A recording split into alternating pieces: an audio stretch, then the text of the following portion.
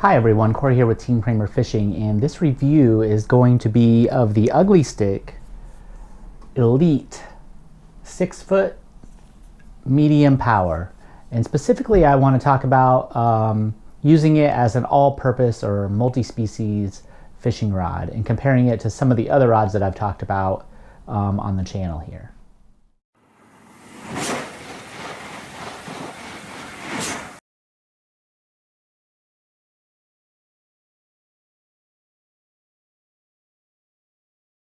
Okay, I've been sort of on a mission for the past couple years to try to find the best all-around, all-purpose fishing rod where you could fish for very small fish all the way up to fish, you know, to the 10-pound range, and maybe if you happen to hook into a bigger one than that, you would at least still have a chance to get it in. So these aren't rods, when I say multi-purpose, where you can fish for everything. You're not going to go out and fish for giant sharks or something. But for about, 99% or 90% of the fish that you're going to be able to catch, I was looking for a rod that could do that, still be kind of fun, still be relatively portable, easy to transport around. We do a lot of camping on the channel, so my stuff gets packed a lot, and I have a family of 4, so I have a lot of rods and stuff to deal with. So that's taken into consideration too. But most of it is just what sort of rod can do the most for you for your money, okay? And I had a pretty popular video that's still out where I talk about the Ugly Stik GX2 6-foot light power, okay? And I have 2 of these that I've used for 3, maybe going on 4 years now. And they've worked fantastically. Probably the main thing that ultimately ends up putting them over the top of some of the other choices that I've covered is the cost at only $40 and the durability. So 2 of the only rods that I haven't managed to find a way to break in one way or another. So you do give up a little bit with these rods compared to some of the more sensitive rods, some of the more expensive rods, some of the lighter rods. They're more fun to use sometimes. They're more sensitive. They have their pluses. They're more beautiful, some of them. But all around, if you only had one rod to get by with, I haven't found one that has completely been able to replace this GX2. Now, once this person has one of these, then it gets much more competitive for your second rod that you might have in your rod arsenal, right? But if you only had one rod, or you're getting your first rod, or you really needed to depend on a rod, it's very hard to beat the Ugly Stik GX2 light 6-foot version. However, now we have a real competitor because they are so similar. The Ugly Stik Elite is very similar to the GX2, and in particular, they still have this. They have the same black color and everything, but there are some differences between the rod that I'm going to review today and the GX2 that I reviewed a couple years ago, which is going right here. Okay, the main one is the Elites have more graphite in the rods. They aren't just a fiberglass rod. I forget what percentage more they say. It's like 35% more. I guess that means there's some sort of mix of fiberglass and graphite in these. Typically, a fiberglass rod is going to pretty much be indestructible. Graphite is going to be more fragile, right? So this is somewhere in between. Now I have a Pro Light Ugly Stik that also has more graphite in it, and that hasn't broken or anything like that, and neither has this one. So even though they have more graphite, they still seem to have that Ugly Stik toughness. I don't think you really sacrifice much there unless you're really trying to break your rod on purpose. Mine is the 2-piece version, okay? So one small difference between this that might come into consideration is on the GX2s, when you break it into two pieces, they're equal lengths, but this first guide is on the bottom section of the rod. So the benefit of having all the guides on the top section, like they do with the Elite, is that you don't have to worry about lining your guides up perfectly. You don't have to worry about lining this bottom guide up with the guides that are on the top of the rod. So that's a pretty, I would say that's an improvement.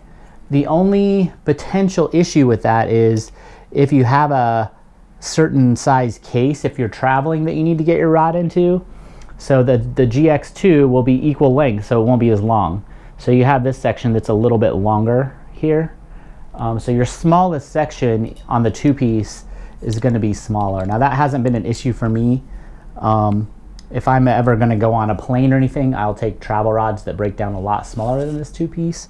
But this is very handy for packing into like a duffel bag. I put a lot of the rods in duffel bags when I go camping, and it fits in just fine, even though that one section is a little bit longer. And I do like the benefit of not having to align the guides by eye basically every time that you put the rod together. So that's an improvement. Another improvement is you get an extra guide. So on the GX2 there's 6, and on this one, on the Elite, there's 7. They're basically the same guides. You get some smaller ones here at the top. So that's kind of nice. You get an extra guide than you get with the GX2. Now this does cost $10 more. It's a $50 rod, so you would expect to get a little bit more. So one of those is a design improvement, I would say, with the way that the rod breaks down. The other is just the bonus that you get by paying that extra 10 bucks. The other bonus that you get is the graphite is lighter than the fiberglass. Now, that being said, this is a medium instead of a light. So they weigh this weighs almost the exact same as the light powered GX2, okay? So they're very, very similar rods in terms of their weight. Now moving down to the handle, you get a really nice cork handle on this, and it's very comfortable to hold.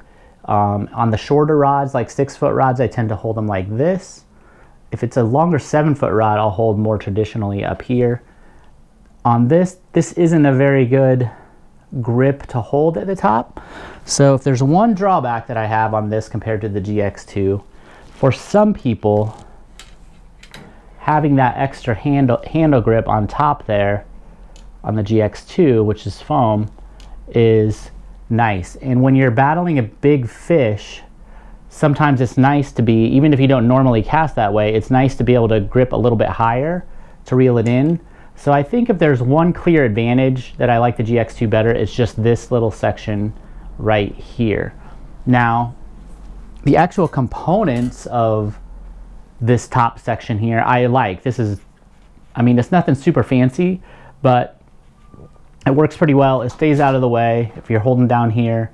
And if you do end up holding up here with a couple of your fingers, I watch some people do that, you know, that's okay too. It's not super uncomfortable. There's not a ton of threads exposed. By the time you get your reel in there, there's just a tiny little gap there. So it's not horrible, but if they had a longer screw down handle that was corkier, it would be just about perfect. I couldn't even think of a way to improve it really for the price that you're getting the rod at. So, so far you get an extra guide, you get a lighter rod, handle is prettier, but not quite as good as the GX2 in this little small section. The big difference is going to be the stiffness of the rod. So even though this is an ugly stick, this is the most sensitive ugly. I have a lot of ugly sticks. This is the most sensitive one that I've had. If you watch, that is much stiffer than most ugly sticks. So if we just take the GX2, it's going to be kind of hard for me to show you here, but you might just have to take my word for it. But see, it's just a lot more flexible. This is the GX2, and then this is the Elite. I mean, it still bends, but trust me, when you fish these rods, The Elite is a lot more sensitive, and it has a lot more backbone. Even though it does have that fiberglass tip, it has a lot more backbone to it once you get down to the middle section of the rod than the GX2 does.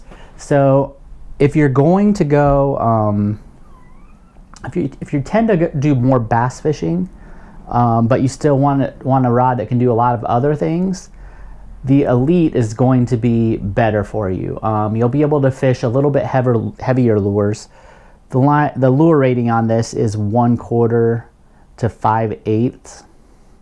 You could cast smaller lures for sure on this. Definitely down to 1/16 without any problems. Up to what, 5/8.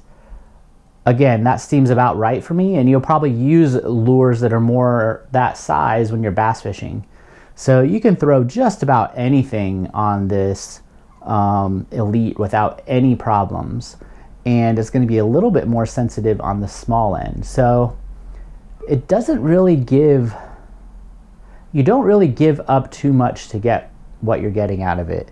And in the end, I would put it on equal playing field with the GX2 Lite for the extra $10, especially if you want a little bit more sensitive rod. I think you could probably do a little bit more with the medium 6-foot Elite.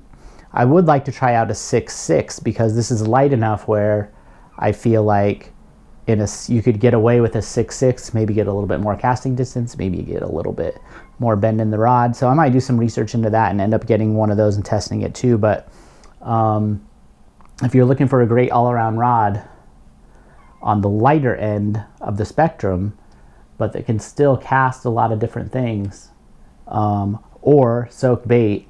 Now, if you're soaking stuff, you need to soak weight, a decent amount of weight. Honestly, more than an ounce or two is going to be too much for this rod. If I'm throwing like a Carolina rig or something with worm or minnow on the bottom, cut bait, I would say, 1 ounce would be ideal for this. And it's a little short, I've noticed too, when casting the larger weight. That's another reason why I think the 6.6 might be a little bit better in that respect, if you really want to get the full range out of the rod. But I haven't actually tried it yet. So, but you can definitely get by if you don't need a ton of weight to hold your bait down. If you just need about an ounce to get it down there, this will get the job done. And if you get the little bit longer version, I think you'll be able to get a little bit more casting distance if you need to cast farther. So it's not going to be as sensitive as I have a Fenwick HMX, one of the older versions here. It's not nearly as sensitive as that, but it is a lot more sensitive than the GX2. You're going to be able to feel a lot more what the fish are doing down on the bottom if you're jigging along or hopping stuff along the bottom. You'll be able to feel smaller bites in your hand a little bit more, but it's not going to be, it's not going to be an HMX. It's not going to be St. Croix. It's not going to have that sort of sensitivity, but it's usually plenty. That has more to do most of the time with just your enjoyment of the fishing. It's unless you're really fishing for smaller fish, this has enough sensitivity to get you by. So I'll put a link in the description. Again, this is about $50. I do recommend it. I think it's one of the best all-purpose rods that you can get for your money, and I'm definitely going to keep using mine. If you liked it, give the video a thumbs up and subscribe. I do a lot of review videos and a lot of different multi-species, life listing, family camping videos. So thanks for watching, and we'll see you later.